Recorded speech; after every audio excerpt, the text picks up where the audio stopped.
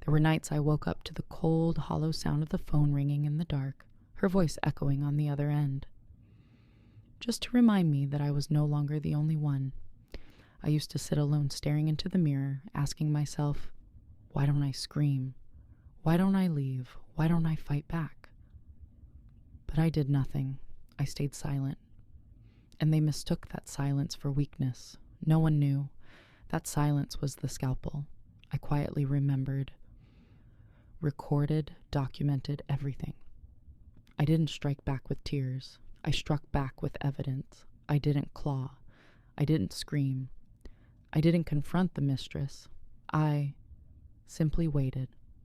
And just when they thought I had drowned in my pain, I emerged carrying a child, holding a hidden will, and armed with a plan that would leave them unable to ever lift their heads again. This is not a story about revenge. This is a story about reclaiming myself. Chapter 1, she called me every night to brag about sleeping with my husband. I still remember the first call. It came in at 11:17 p.m. I was lying in bed, curled up under a thick blanket, holding the pillow Nolan usually used when he worked late. He said he was pulling an all-nighter at the office, so I didn't want to disturb him. I just sent a quick text, I love you. Don't forget to eat something, then put my phone down. It rang less than 2 minutes later. An unknown number. No saved name. But somehow, my heart sank before I even answered. Her voice came through, sweet like artificial sugar, laced with a smugness I could almost taste. Chloe, he's not coming home tonight. He's asleep. Just not next to you. I froze. Not because I was surprised, but because deep down I'd always known. We'd been married for 4 years. Nolan used to be the man of tender promises and warm glances, but over time the hugs grew stiff, the glances turned into fleeting looks, and the promises became just a list of things that never happened. I knew my husband had been drifting away, but I never thought he'd be cruel enough to let his mistress call me, to let someone else use that betrayal as their form of entertainment. I didn't say a word during that call. I just listened. She described the apartment where they usually met, the wine he liked to drink, the things he whispered as he lay beside her, exactly the same things he used to say to me. I wanted to scream, to curse, to ask why, but my throat was dry. My emotions didn't pour out. They froze inside me. I hung up, stared at the ceiling for an hour without closing my eyes. The next morning, Nolan came home. He didn't look me in the eye, just walked past with a mumbled sorry late meeting last night. His eyes were red, but not from lack of sleep from alcohol. I didn't ask. I didn't bring up the call. I just gave him a faint smile and poured him a cup of coffee. And from that morning on, I started documenting everything. I logged the times he left and returned. I saved text messages, took screenshots of location tracking, photographed strange receipts in his wallet. I even recorded her voice from those late-night calls, because strangely enough, she didn't just call once. She called every night, each time with a new tactic, a fresh insult, a twisted monologue soaked in possession. I understood then to her I wasn't a poor betrayed wife. I was the audience. An unwilling viewer forced to watch a sordid love play starring my own husband. But I didn't go mad. I didn't destroy things. I didn't weep. Instead, I sat at the kitchen table, every night placed my phone on its stand and hit record. Sometimes I nodded as if I were listening to a poorly produced podcast about an affair, because I knew if I let emotion take over, I'd lose. I'd become the pathetic one, the unhinged, the crying woman left behind. But if I stayed patient, if I remembered, if I waited for the right moment, then I wouldn't just be the betrayed wife. I'd be the one who planned the reckoning, smart, precise, undeniable. I didn't need to scream to the world that I was hurt. I just needed to make sure they'd never dare hurt me again. Chapter 2, I didn't argue. I recorded. Each time the phone buzzed in the middle of the night, I no longer flinched. I had the recorder set to start automatically. I let her taunt Mila's voice play out like a dull chorus from a song I'd heard far too many times. She didn't call to inform me. She called to win, to drag me into her emotional swamp, to make me scream, lose control, and turn myself into the crazy wife. But I didn't give her that. I stayed silent, because I knew my silence was the final firewall she couldn't breach. While she gushed about steamy nights, about how Nolan whispers my name when he's with her, I opened my little black notebook, writing down the date, the time, and everything she said. Cold, emotionless, like a field reporter covering her own marriage. And the more I documented, the more I uncovered. Nolan began slipping. He left an expensive restaurant receipt in his coat pocket, a napkin stained with lipstick not my shade. A strange perfume clung to the car seat I'd never shared with him. I didn't question. I just archived it all. There was even a time I caught a glimpse of an open email on Nolan's laptop. I snapped a screenshot before he closed it. It was a stock transfer agreement in a woman's name. I Googled her. She was the company's internal accountant. Recently promoted upon personal recommendation from the chief financial officer. Nolan was the chief financial officer. That's when I began to understand. This wasn't just an affair. This was a web, a meticulously crafted plan to push me out of the game. I wasn't just the invisible wife in the corner anymore. I was the final target, because I thought I didn't hold direct ownership, was the only one with access to the trust fund left by my father-in-law. And Nolan, he wanted control of it all. He wanted me to let go, but I had never held on tighter. I called the family lawyer, pretending to ask about an old house contract. Meanwhile, I recorded the call, played it back, and noticed something had changed in his voice. He hesitated. He dodged. Something wasn't right. I hired a cybersecurity expert to dig into my old email account, an account Nolan and I once shared. One I hadn't touched in years. We uncovered a history of deleted messages, forwarded files, and a canceled maternity insurance form submitted from that very account 9 months ago. 9 months. I remembered that time. I had felt exhausted, went in for a checkup, and was told it was just stress. Then I had a miscarriage. Back then, Nolan was so understanding. He held me, made me porridge, but I never once saw him cry. Now I understood. Maybe he never wanted that baby to exist. I didn't tell anyone. I just started watching Nolan more closely. I watched the way he'd rest his hand on my back in front of friends, only to pull it away the moment no one was looking. I watched how he smiled at Mila when he thought I was asleep.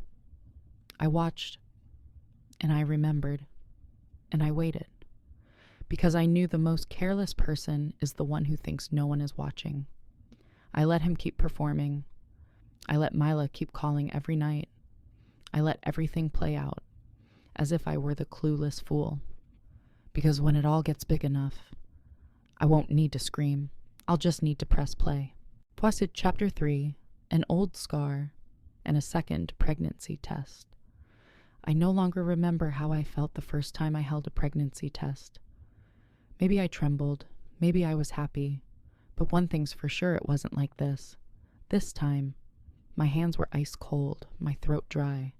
My heart beat softly, as if my body feared that any flicker of joy would make it all disappear. I set the test down on the bathroom counter, stared at it, then looked at myself in the mirror. 2 lines, clear, no ambiguity. I was pregnant, again. The only difference was, this time I told no one. I sat down on the edge of the tub, watching my legs tremble, not from weakness, but because I understood this tiny life was handing me a second chance, and I would not let anyone steal it from me again. I remembered the previous miscarriage. The pain was unbearable. Not just physical, but a sorrow so deep it didn't even have a name. I used to believe that I'd waited too long, that I had somehow brought it upon myself. That maybe I wasn't truly ready to be a mother. I blamed myself then, forgave, then tried to forget, until I discovered the canceled maternity insurance form sent from my email account, until my private doctor who had treated me during that time suddenly transferred to another hospital, until I found an herbal packet in Nolan's coat, something I'd never bought, but that looked exactly like what he used to brew into my tea every night back then. I didn't need confirmation. The instincts of a mother who lost her child were more than enough to tell me the truth. This pregnancy wasn't just good news. It was the key to the entire game. Because I knew something Nolan didn't think I knew: his father, William, the founder of the company, and the financial backbone of the family, had updated his will shortly before he died. I had overheard it from his former lawyer, purely by chance. The will stated clearly, when the first grandchild is born, William's entire shareholding currently under interim management will automatically be transferred into a trust under the child's name. The mother will be the sole legal guardian of that trust until the child reaches adulthood, which means, as long as I give birth to this baby, Nolan will lose control over his father's entire legacy. And if I leave this marriage with the child, I won't be walking away empty-handed. I'll be walking away with all the power Nolan has been clinging to. Now I understood why he feared my pregnancy, why he slipped herbs into my tea, why he needed Mila, a woman who couldn't have children, to build his new life, but still wanted me to remain a silent pawn. I looked at the test again. 2 lines. No more trembling. And I smiled.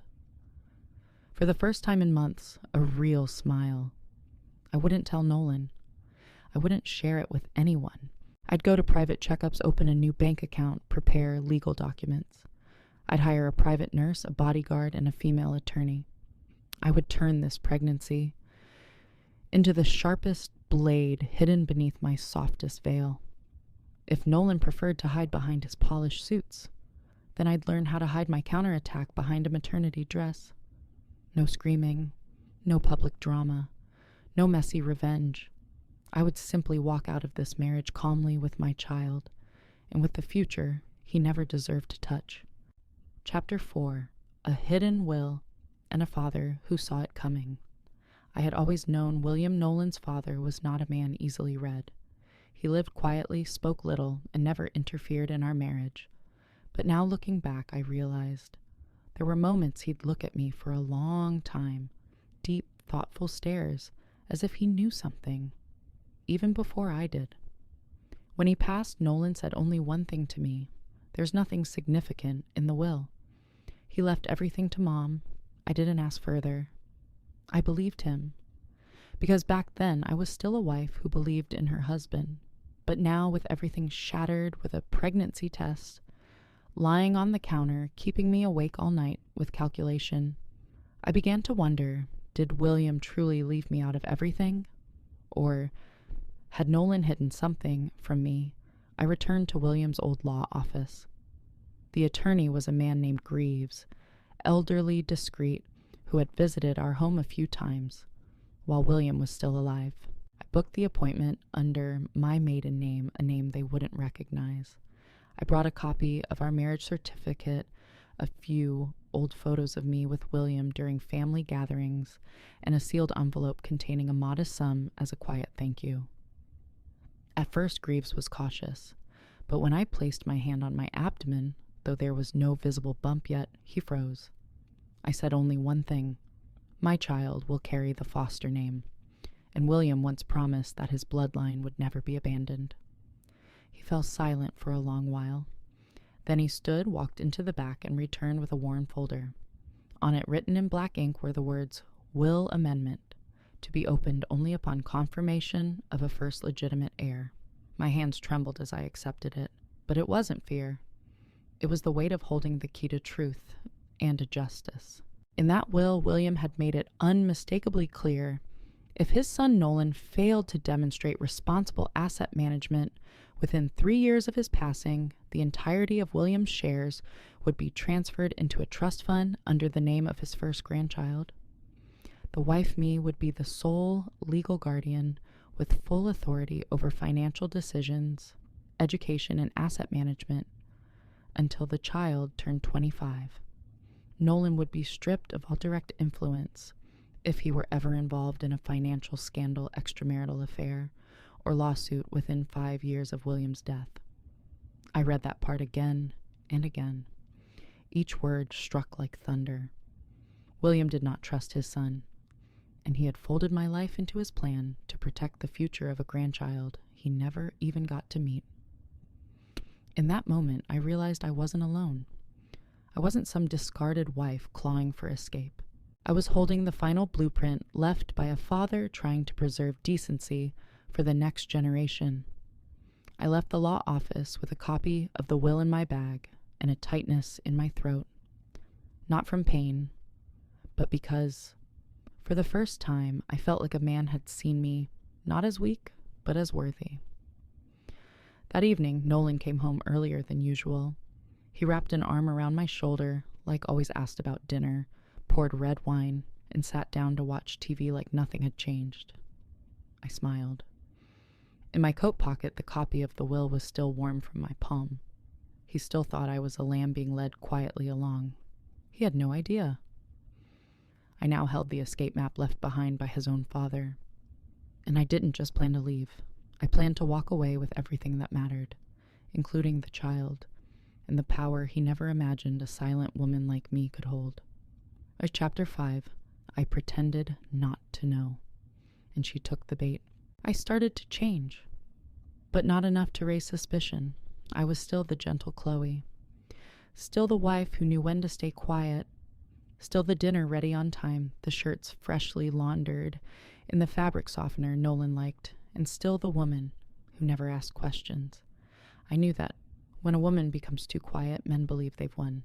And Nolan, he believed too easily in the helplessness I performed. I began dropping a few harmless lines into conversation. I think we should meet with the lawyer just to review the house contract. Did you hear anything about the shares in William's trust? I remember your father once said something about the first grandchild. Each time Nolan would stiffen for a second before forcing a faint smile, but I could see it. He was becoming cautious. As for me, I was moving to the next step. I created a new email account, masked my IP address, and sent Mila a message. I posed as a former employee, someone Nolan had unfairly fired. I wrote, "If you want to know the truth about Nolan, who he really is, and what he says behind your back, come to Lucky Diner at 3 p.m. this Friday. Don't bring anyone. I'll prove I'm not lying."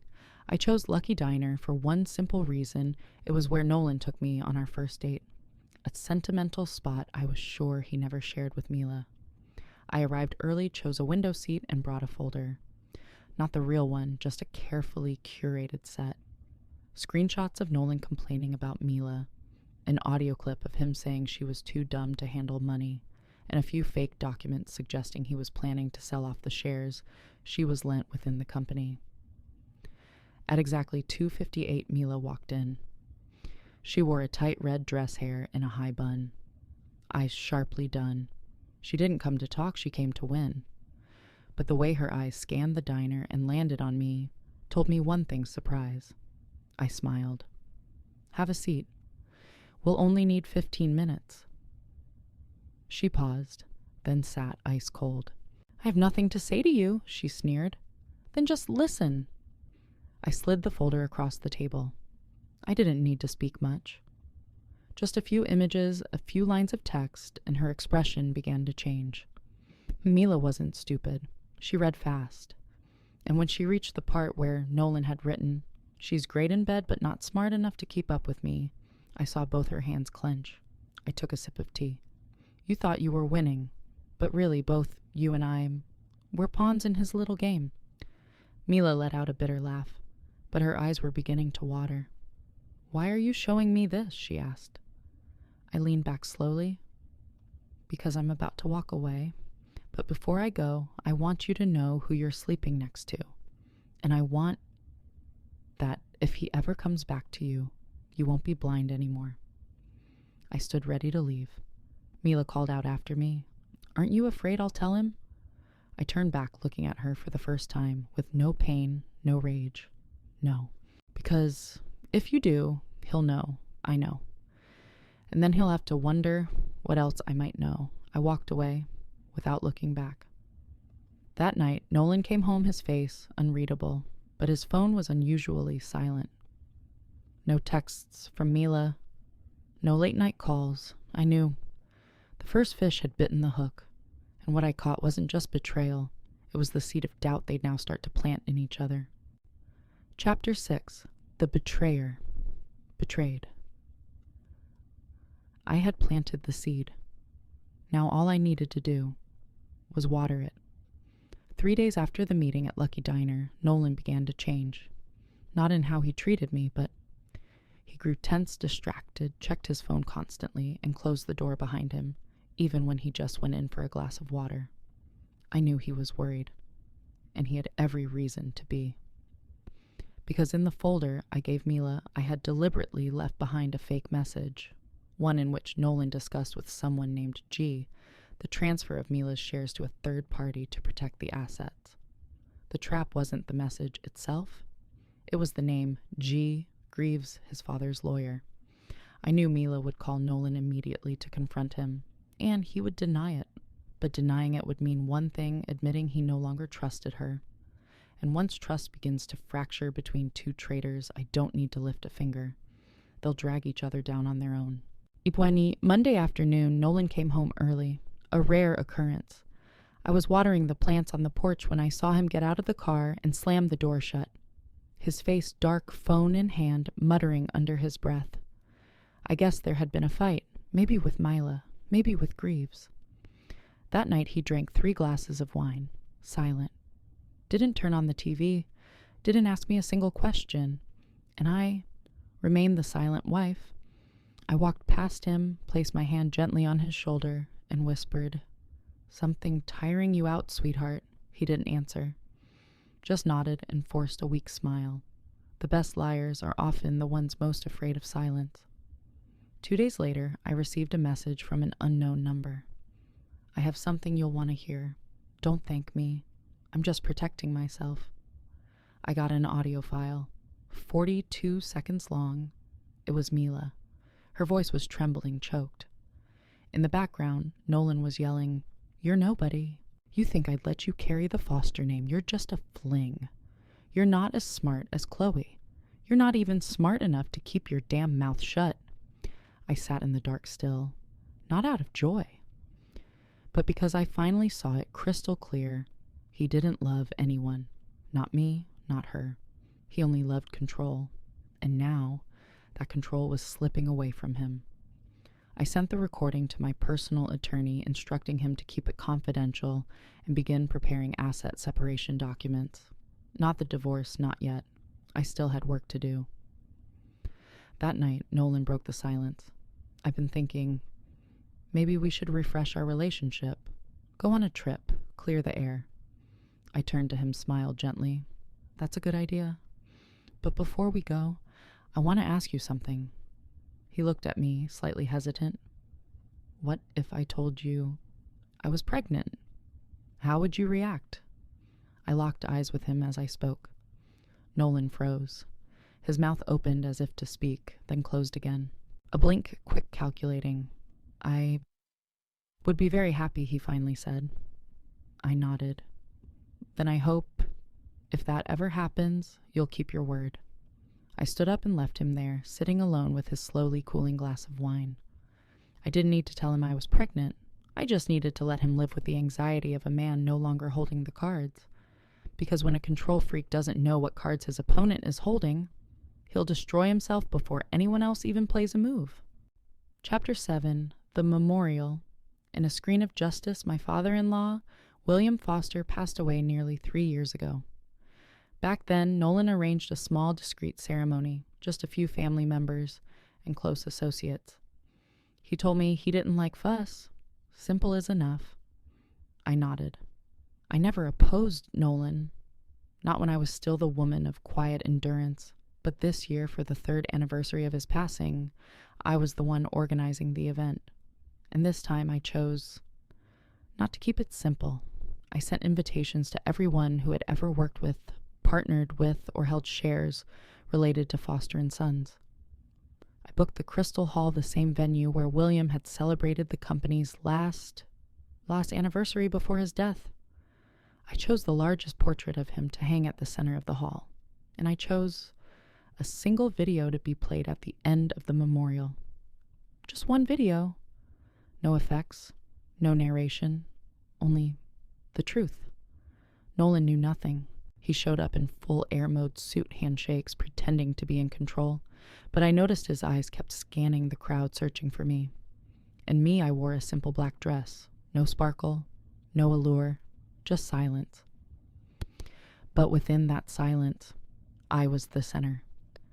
As the event neared its close, I stepped up to the podium. I spoke about William, about our rooftop conversations, about the way he would look at me, and didn't need to say, "I know you're not like the women my son usually chooses." I paused, looked at Nolan. He stared back, unblinking. And today, instead of just remembering him, I want to share another part of him, a part he left behind, quiet but not silent. I nodded. The music stopped. The lights dimmed. The large screen lit up. The first clip was William's voice recorded in his will. "If my first grandchild is born, I leave all of my shares in Foster and Sons to the child through the mother, not through anyone else." A ripple of whispers echoed through the hall. Next came a screenshot of the canceled maternity insurance form sent from my email account, but with Nolan's login fingerprint. Then the third clip, an audio recording of Nolan screaming at Mila Vile, degrading, ruthless words.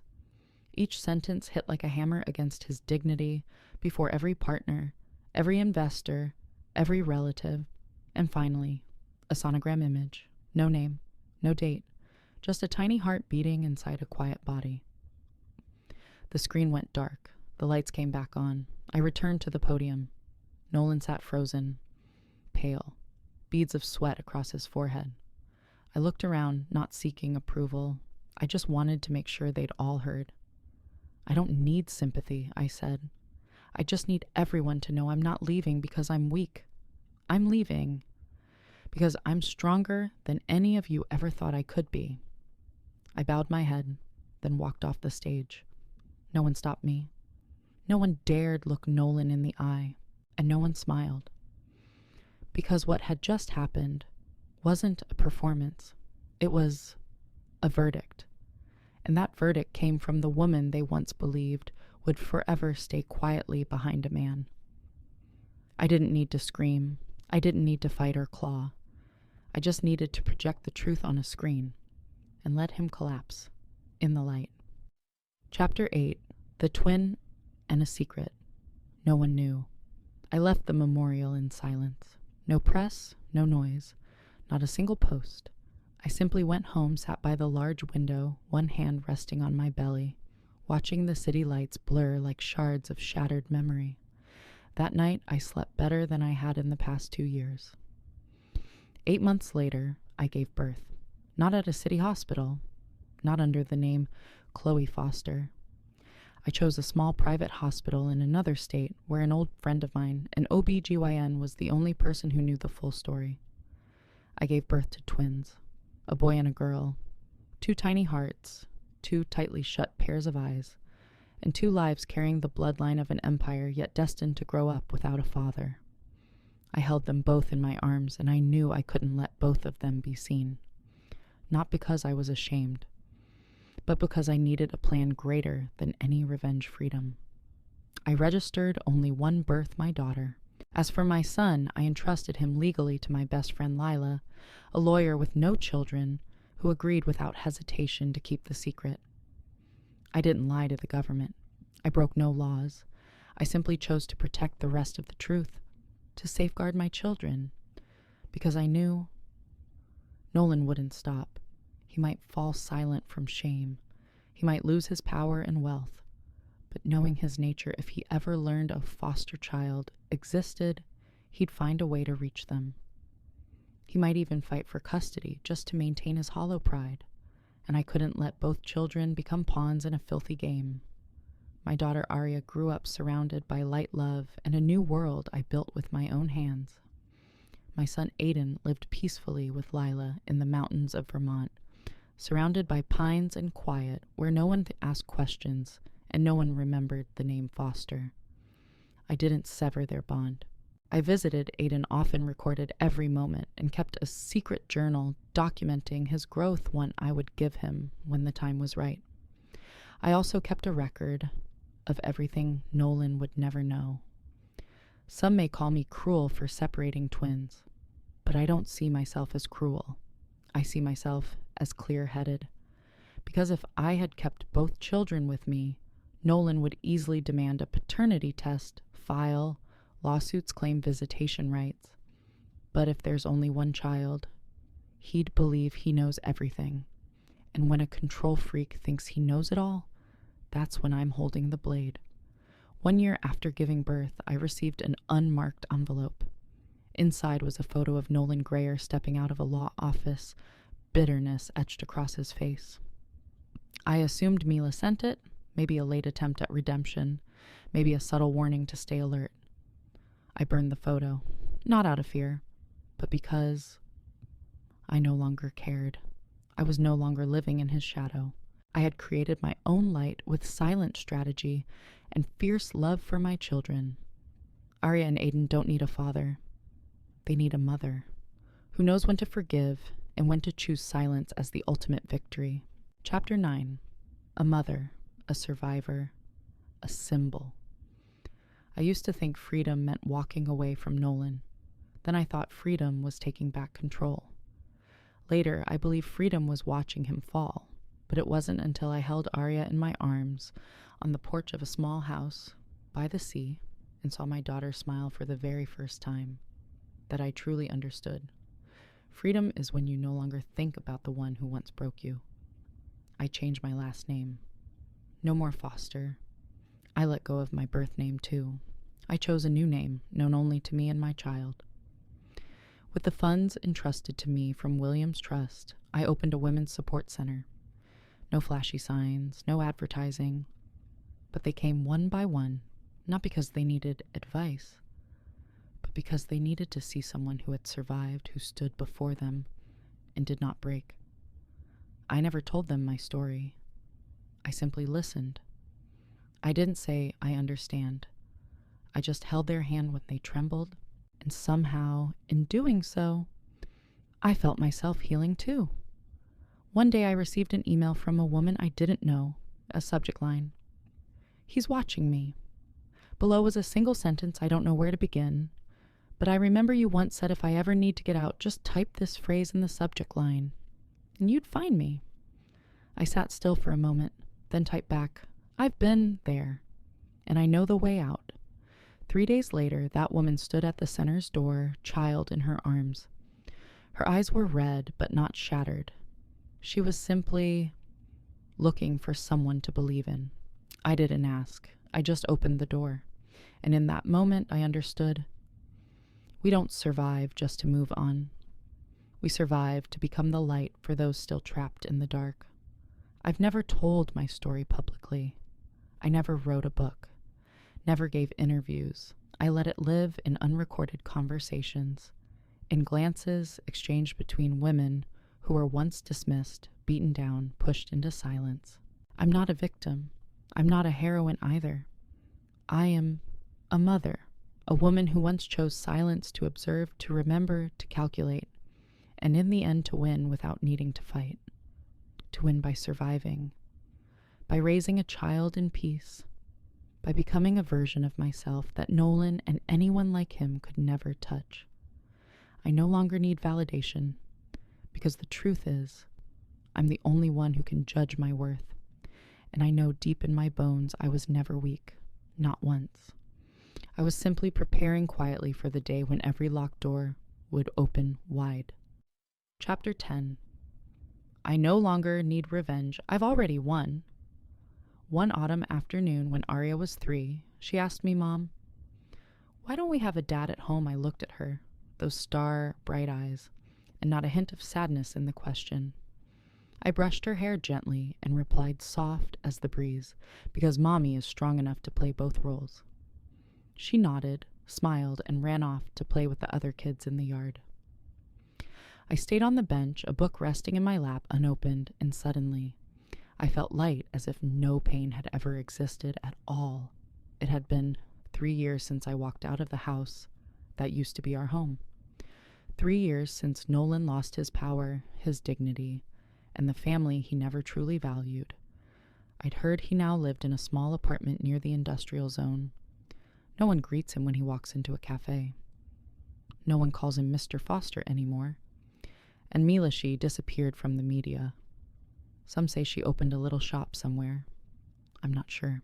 But if it's true, I hope she's learned that real love doesn't begin by breaking someone else. I didn't track Nolan down, didn't file another lawsuit, didn't try to force him to kneel and apologize, because I no longer needed to. I used to think revenge meant seeing him suffer, but it doesn't. True revenge is not needing to see him at all. It's when the name Nolan becomes meaningless. In a life I am now rewriting line by line, word by word, unshaped by anyone else's hands. It's when I can laugh without bitterness, sleep without pretending, and look in the mirror without asking, who am I? Because now I know exactly who I am. I am the woman they once underestimated, the mother they once pushed to the edge, the one who stood up in silence and took back everything through sheer resolve. I don't need to win in the eyes of others. I only need to win in the life I chose for myself, and that is enough. If you're still watching this, chances are you've been underestimated before. Maybe you're sitting alone in the middle of the night in a relationship where you no longer recognize yourself. Maybe you're staying silent out of fear, out of exhaustion, because you've been led to believe you don't have the right to choose a different life. I used to be you. I didn't start out with a plan for revenge. All I had was a quiet belief that I deserved better than this. So I took one small step at a time, silently, precisely, letting no one know, until I walked out with the truth in hand, undeniable, unshakable. If you've ever been hurt, betrayed, buried under control and silent, believe me, you don't need to destroy everything just to get even. You only need to rise with your spine straight, your eyes clear, and your choices made by no one but you. I no longer need revenge because I've already won. And if you're hearing this, maybe you will too. All it takes is that first step.